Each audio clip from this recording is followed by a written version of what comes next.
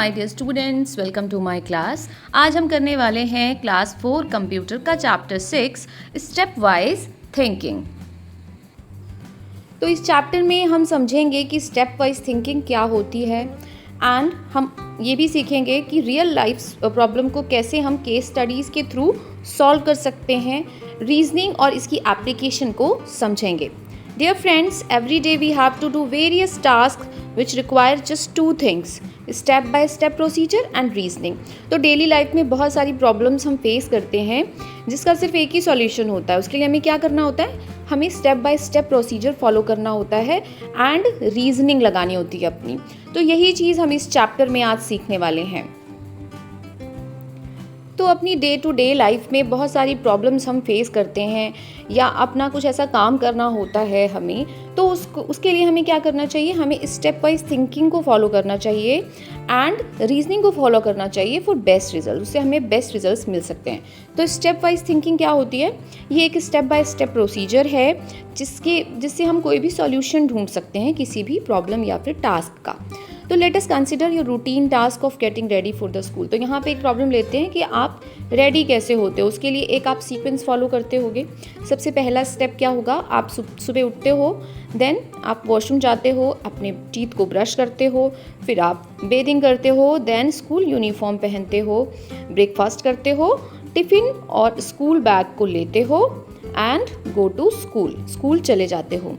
अगर आप ये स्टेप फॉलो नहीं करोगे, ये सीक्वेंस फॉलो नहीं करोगे, तो आप अपने टास्क को ठीक से परफॉर्म नहीं कर पाओगे। फॉर एग्जाम्पल, अगर हम स्टेप 7 को 3 से रिप्लेस कर दें, ठीक है, यानी कि स्टेप 7 क्या है? Take your tiffin and school bag को हम ब्रश योर टीथ से रिप्लेस कर दें। आप पहले क्या करोगे? आप पहले अपना बैग रखोगे, ब्रश सबसे लास्ट में करोगे आफ्टर ब्रेकफास्ट। तो ये क्या होगा? ये सीक्वेंस गलत हो गया। It proves that every problem और task has a procedure to solve और डू इट। तो हर जो भी टास्क होते हैं उसका एक प्रोसीजर होता है उसको सॉल्व करने का, और उस प्रोसीजर को फॉलो करने से क्या होता है? एक तो हमारे माइंड में ये सारे स्टेप बैठ जाएंगे जिससे कि जब भी हम ये सारी चीज़ें करने जाएंगे, हम सुबह उठेंगे तो हमारा रूटीन सेट होगा कि हमें ये करना है, हम इन चीज़ों को भूलेंगे नहीं। सेकेंड थिंग, सारी चीज़ें सीक्वेंस में होगी तो ईजिली हो जाएगी। In this chapter we will consider some interesting and useful solution to the everyday problem। तो इस चैप्टर में हम अपनी डे टू डे लाइफ में कुछ इंटरेस्टिंग और यूज़फुल सॉल्यूशंस को सीखेंगे जो हम रोज़ डेली लाइफ में प्रॉब्लम फेस करते हैं। तो स्टेप वाइज थिंकिंग बेसिकली क्या होती है? ये एक टाइप की थिंकिंग एक्टिविटी है जो पर्पसफुली की जाती है एक गोल को माइंड में रख के। इसमें क्या होता है? स्टेप वाइज इंस्ट्रक्शन फॉलो किए जाते हैं किसी भी टास्क को कंप्लीट करने के लिए, ताकि वो टास्क एफिशिएंटली कवर हो सके। Every activity can be performed by following a sequence of step. मतलब जो भी एक्टिविटी होगी हम उसको एक सीक्वेंस स्टेप्स को फॉलो करके कंप्लीट कर सकते हैं। जैसे कि कंप्यूटर में आप देखते हो, कंप्यूटर क्या करता है? कंप्यूटर भी एक sequence step by step wise follow करता है। क्या होता है उसका स्टेप? वो सबसे पहले इंस्ट्रक्शन लेता है इनपुट के फॉर्म में, देन उसको प्रोसेस करता है और फिर आउटपुट के फॉर्म में वो रिजल्ट देता है। This process is called IPO। इस प्रोसेस को क्या बोलते हैं? कंप्यूटर जिस प्रोसीजर के थ्रू हमें रिजल्ट देता है उसको बोलते हैं IPO, जिसमें बोलता है इनपुट, प्रोसेस एंड आउटपुट। तो इसका IPO शॉर्ट में बोला जाता है इसको। It also solve the problem in step by step procedure to give you accurate result. तो इस तरह से जो कंप्यूटर होता है वो भी स्टेप बाय स्टेप प्रोसीजर को फॉलो करता है कि हमें वो रिजल्ट दे सके। अब यहाँ पे हम कुछ इंटरेस्टिंग और यूज़फुल केस स्टडीज़ देखेंगे रियल लाइफ सिचुएशंस की, ताकि हम समझ सकें कि कैसे प्रॉब्लम को स्टेप वाइज मैनर में सॉल्व किया जा सकता है।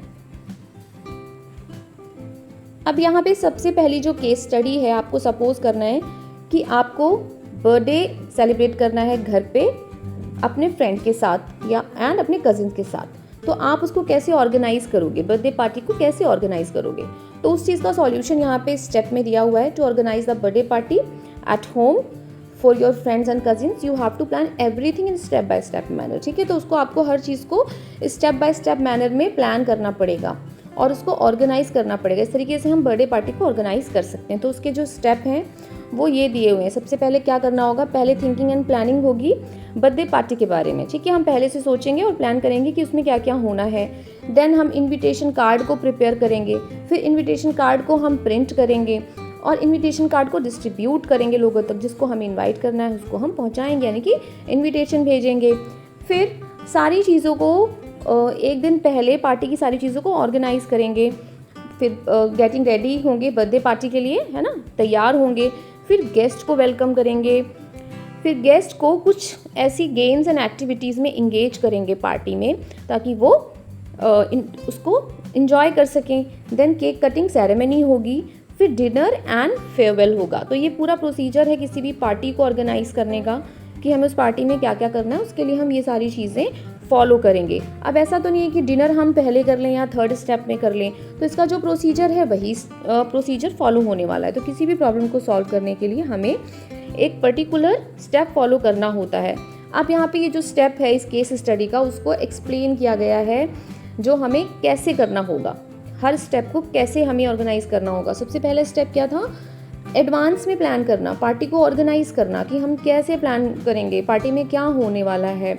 तो उसके लिए हम और हमारे पेरेंट्स बैठ के पार्टी को प्लान करेंगे कि हमारे घर पे होगी या बाहर होगी, और हम फाइनलाइज करेंगे गेस्ट की लिस्ट कि हम उसमें किसको बुला रहे हैं, अपने फ्रेंड्स और कजिन्स को इंक्लूड करेंगे। देन स्टेप 2 में क्या होगा, हम इनविटेशन कार्ड को प्रिपेयर करने वाले थे, तो ये सेकेंड स्टेप है। हम क्या करेंगे, इनविटेशन कार्ड को प्रिपेयर करेंगे। हम उसके कंटेंट को लिखेंगे कि उसमें क्या क्या चीज़ें होनी चाहिए, और उसके लिए एक वर्ड प्रोसेसिंग सॉफ्टवेयर यूज़ करेंगे। किसी के थ्रू तो वो चीज़ प्रिपेयर होनी है, या तो हम करेंगे या किसी और से करवाएंगे। तो अगर किसी और से करवाएंगे तो वो भी सॉफ्टवेयर का यूज़ करेगा और उसको अट्रैक्टिव करेगा, उस पर डिफरेंट फॉन्ट, कलर और बैकग्राउंड स्टाइल्स अप्लाई करेगा।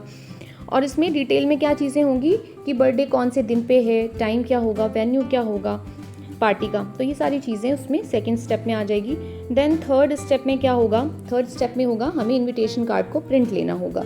इस स्टेप में हमें ये पहले ये जानना चाहिए कि हमारे गेस्ट कितने हैं, उसके अकॉर्डिंग हम उसका प्रिंट लेंगे और एक कलर प्रिंटर के थ्रू उसको प्रिंट आउट निकाल लेंगे। देन स्टेप 4 होगा डिस्ट्रीब्यूशन ऑफ इनविटेशन कार्ड। हम जिसको भी इनवाइट करना चाहते हैं उसके पास हम उसको भेजेंगे। हम अपने टीचर को रिक्वेस्ट करेंगे फॉर परमिशन, ताकि हम अपने इनविटेशन कार्ड को डिस्ट्रीब्यूट कर सकें अपने क्लास फ्रेंड्स को, और हम अपने पेरेंट्स की भी हेल्प ले सकते हैं इनविटेशन कार्ड को डिस्ट्रीब्यूट करने में अपने कजिन्स को। देन स्टेप 5 है organise everything a day before the party. एक दिन पहले हम सारी चीज़ें जो भी पार्टी में रिक्वायरमेंट्स हैं उन सारी चीज़ों को अरेंज करेंगे, शॉप पे जाएंगे, उसको परचेज़ करेंगे, घर पे लाएंगे, है ना। तो उसके लिए और क्या कर सकते हैं, हम क्लीनिंग करेंगे ड्राइंग रूम की, कि हम ड्राइंग रूम में हमें क्लीननेस चाहिए, वहाँ हमें बलून चाहिए, स्ट्रीमर डेकोरेशन चाहिए, और बाकी सारी चीज़ें जो भी हमें चाहिए पार्टी के लिए वो हम बाहर से लेकर आ जाएंगे। देन स्टेप 6 में क्या होगा, गेट रेडी फॉर पार्टी। अब पार्टी का टाइम आ गया है और हम पार्टी के लिए रेडी होंगे। फिर हमें क्या करना है, न्यू ड्रेस पहननी है, और कुछ बर्थडे डेकोरेशन के लिए हम कैप वगैरह यूज़ कर सकते हैं। स्टेप 7 में होगा वेलकम योर गेस्ट। फिर जब हम रेडी हो जाएंगे और बर्थडे पार्टी का टाइम हो जाएगा तो हमारे गेस्ट आने स्टार्ट होंगे और हम उनको स्माइलिंग फेस और काइंड जेस्चर के साथ वेलकम करेंगे। देन स्टेप 8 क्या है, engage guest in variety of games. फिर जो हमारे घर पे हमारे गेस्ट आए हैं उनको हम किसी ना किसी गेम्स में या फिर डांसिंग में, म्यूज़िक, सिंगिंग, इन सब चीज़ों में इंगेज रखेंगे ताकि वो उस पार्टी को एंजॉय कर सकें। फिर केक कटिंग सेरेमनी होगी, जिसका भी बर्थडे है, सारे गेस्ट वहाँ पे गैदर होंगे केक टेबल के पास, और आपके पेरेंट केक को डेकोरेट करेंगे कैंडल्स और लाइट से। देन आप उसके सामने आएंगे और कटिंग नाइफ के साथ आप कैंडल को ब्लो करेंगे और केक को कट करेंगे। एवरीवन विल क्लैप, सब क्लैपिंग करेंगे, आपको ब्लेसिंग्स और गिफ्ट्स देंगे। Then step 10 is dinner and farewell. जब एक बार केक कटिंग सेरेमनी हो जाएगी फिर क्या होगा, फाइनल स्टेप होगा कि आप लोगों को इनवाइट करेंगे कि आप डिनर कर लें, डाइनिंग टेबल पर आ जाएं। देन वो सारे you will give return gifts to your guest, आप उनको रिटर्न गिफ्ट भी देंगे, उनको गुड बाय बोलेंगे और उनको भेज देंगे आफ्टर डिनर। तो ये सारे अबव मेंशन स्टेप थे जिससे आप एक वंडरफुल बर्थडे पार्टी सेलिब्रेट कर सकते हो। You should plan your birthday celebration in step wise manner. तो जैसे यहाँ स्टेप वाइज मैनर है, ऐसे हर काम हमें एक स्टेप वाइज मैनर में करना चाहिए। इससे क्या होगा, यहाँ पे बर्थडे पार्टी जो है वो एक मेमोरेबल सेलिब्रेशन हो जाएगा। अगर हमने प्लान नहीं किया होगा तो कुछ भी होता रहेगा, हमें समझ में नहीं आएगा, बहुत सारी प्रॉब्लम्स भी स्टार्ट हो सकती हैं। नाउ जो सेकेंड टॉपिक हम इसमें कवर करने वाले हैं वो है रीजनिंग। रीजनिंग क्या होती है? मेंटल एबिलिटी है जिससे हम हमारी थिंकिंग और अंडरस्टैंडिंग लॉजिकल वे में होती है। ठीक है, तो हम लॉजिकल वे में सोचने और समझने को रीजनिंग बोलते हैं, किसी भी रिजल्ट या कंक्लूजन पे पहुंचने के लिए। तो रीजनिंग स्किल हमारी डे टू डे लाइफ के लिए बहुत ही इंपॉर्टेंट होती है। इससे क्या होता है, हम अपनी चॉइसेस को लॉजिकली सेलेक्ट कर पाते हैं। जो भी पॉसिबल ऑप्शन है हम उसमें चॉइस माइंडफुली कर सकते हैं। हम डिफरेंस कर सकते हैं कि क्या पॉजिटिव एंड नेगेटिव सिचुएशंस है, उसमें हमें ये डिसाइड करने में हेल्प करता है। सपोज करिए कि आपको इनवाइट किया गया है किसी सोसाइटी की, यानी कि आपकी सोसाइटी की पेंटिंग कंपटीशन में, बट आपका कंप्यूटर क्लास टेस्ट भी है। अब ऐसी सिचुएशन में आप क्या करोगे? तो इसके लिए आपको रीजनिंग यूज़ करनी पड़ेगी। आपको 2 चॉइसेस में से एक ऐसे बैलेंस मेंटेन करना होगा कि आप फन एक्टिविटी में भी पार्टिसिपेट कर सको और क्लास टेस्ट भी आपका अच्छा जा सके। तो let us understand reasoning with the help of some examples. तो यहाँ पे हम कुछ एग्जांपल से रीजनिंग को समझेंगे। सबसे फर्स्ट एग्जांपल है, look at the following arrangement of boxes. अब यहाँ पे कुछ नंबर्स दिए हुए हैं, यहाँ पे आपको ये दोनों दिया हुआ है, आपको फाइंड आउट करना है कि इसके अकॉर्डिंग ये क्या होगा। If you observe the pattern you will find that the last box in every set contains a number which is the sum of the first 3 number। तो जो ये लास्ट बॉक्स है इसमें फर्स्ट 3 नंबर के सम है। जब आप इस चीज़ को मेक आउट कर लोगे तभी आप इसको फाइंड आउट कर सकते हो। अगर आप नहीं मेक आउट कर पाओगे तो आप नहीं कर पाओगे। ये होती है reasoning. Therefore in last set the fourth box will have, तो यहाँ पे क्या करेंगे, 6, 8 और 32 को ऐड कर देंगे तो आंसर आ जाएगा 46 और यहाँ होना चाहिए 46। नाउ सेकेंड एग्जाम्पल देखते हैं। Look at the following pattern. यहाँ पे इस पैटर्न को देखना है आपको। क्या है ये पैटर्न? यहाँ पे सारे ए हैं, फिर एक बी है, फिर 2 बी आए, फिर 3 बी आए। तो in the arrangement letter A is changing to letter B, है ना। ए जो है वो बी में चेंज हो रहा है from the right. Therefore the last set of pattern will be, तो लास्ट सेट क्या होगा, एक और ए बी में कन्वर्ट हो जाएगा और एक ही बचेगा। तो ये आंसर यहाँ पे आ जाएगा। नाउ एग्जाम्पल 3 से समझते हैं।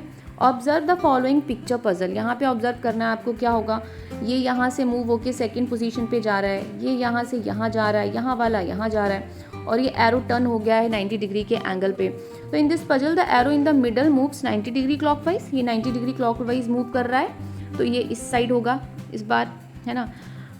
Then the mathematical symbol also moving clockwise. ये भी सारे ऐसे ऐसे मूव हो रहे हैं।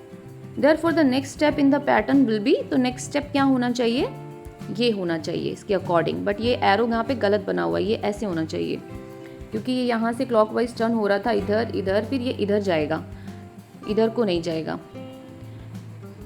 बाकी सारी तो चीज़ें ठीक है, बट बस ये इसका थोड़ा सा रॉन्ग लग रहा है एरो, आप देख लेना। सो यहाँ पे ये चैप्टर कंप्लीट हो गया। हम देख लेते हैं नटशेल कि हमने क्या पढ़ा था, एक बार रिवाइज करते हैं। स्टेप वाइज थिंकिंग क्या होती है, एक प्रोसीजर होता है जिसमें हम किसी भी प्रॉब्लम की सॉल्यूशन को फाइंड करने के लिए स्टेप फॉलो करते हैं। Computer follow our instruction and work accordingly in step by step manner. Computer भी इसी के थ्रू काम करता है। हम किसी भी चीज़ का एक्यूरेट रिजल्ट पाने के लिए या प्रॉब्लम को सॉल्व करने के लिए स्टेप बाय स्टेप प्रोसीजर को फॉलो कर सकते हैं।